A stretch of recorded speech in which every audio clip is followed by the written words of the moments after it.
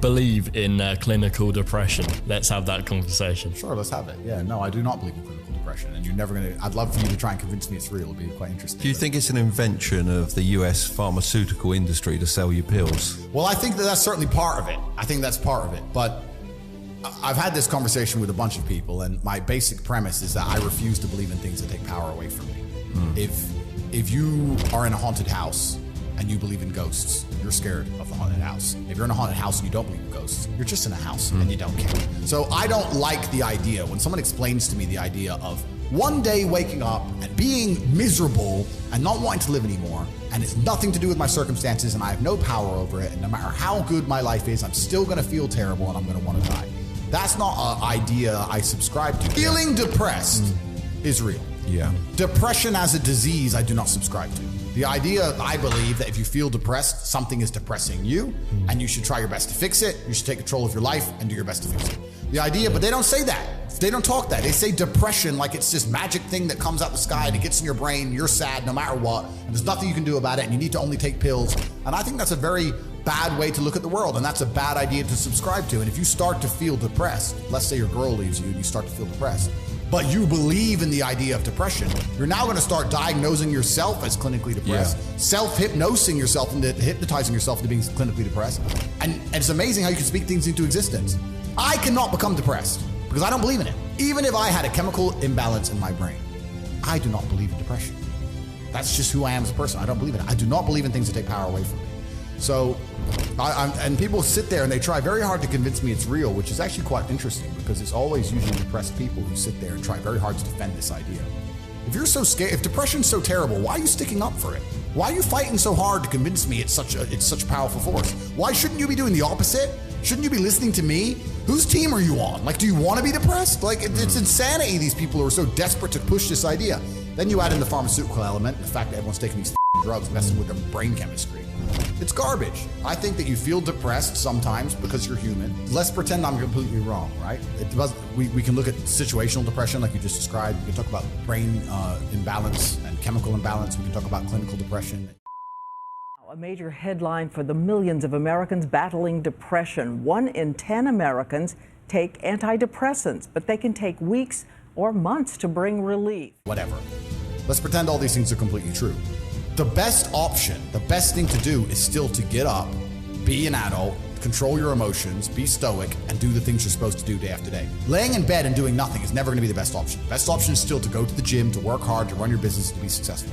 So it doesn't matter. We're talking about the different positions on the chessboard. But if the rules of the game remain the same, regardless of the position you're still trying to win, you still have to do the same things. So does it even matter at this point? If you come along and say he's depressed because of X and he's depressed because of Y and he's depressed because of Z, and the answer to all of them is still the same thing, then I don't give a why you're depressed. All I know, what I will say as a matter of fact, is this world is hyper competitive, especially as a man. Most men are walking through life and they don't realize that it's constant competition. I was driving here, even as I was driving here, I was looking out the window and all these people just walking around. One of them had a croissant, one of them was dressed like it's London, he thinks he's cool, this moron. We've all seen them. Yeah, moron. Some of the dude just talk on the phone. Some other guy with headphones in, waiting to be murdered, wouldn't even hear it coming. And all these NPCs, I'm just looking at them going, do they realize they're in endless, constant competition? There are people like me out here. I will destroy, you could get all 30 of them in a room and I will sit by myself and absolutely annihilate them in any single metric. And they're just sitting there just fucking floundering and wandering through life, unaware of how competitive the world is. If the world is truly that competitive, you do not have time to be depressed because it's a non-competitive mind state.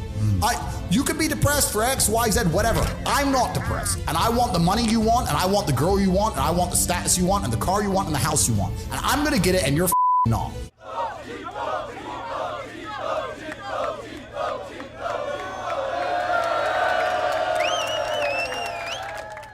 I was instilled with a duty for a very long time to honor my ancestors through achievement. And I was told from a very young age that the only thing your ancestors are interested in is achievement. Even to this day, when I do podcasts, people repeatedly talk about my father. If I wasn't successful, he wouldn't be spoken about anymore. He died 9 years ago, and he was a good chess player, but no one's really that interested in chess. The reason he lives on is because I'm so monumentally successful that people are interested in my origin story, and he is mentioned. The reason I will live forever is because my son will be so monumentally successful that they'll talk about how he could have been such a perfect specimen of man how he was raised, and they will mention me. If you give a about your ancestry, and if you give a about your family, you're not a selfish person, and you want them to exist out in the ether for reality, for the eternity of reality, it is your duty to be successful yourself. Then you have a duty to be massively, monumentally successful, to show homage to your ancestors. I find it amazing there are people out here today who are going to sit and say, oh, I'm sad, I'm too depressed, I don't want to work hard. Do you understand that only 200 years ago, there were peasants out working a field, starving, surviving the Black Death, surviving the plague, struggling to exist just to reproduce, so that 200 years later, you can be the end of their bloodline. You just sit on your ass and do nothing. Like, you're up your entire bloodline of your entire ancestry. You owe these people things. They went through hell for you to exist. You have a debt, you have a duty to pay. You have to be the best possible version of yourself. And the same to God. God loves people who try. God loves people who work hard. It's amazing if you try your very best all the time, what God will give you. And I love the fact that when I was growing up, when my dad walked into a chess tournament, people were scared because his name was said. And they were fearful of his last name. And now people are fearful of the last name again because of me. And they will be again because of my son.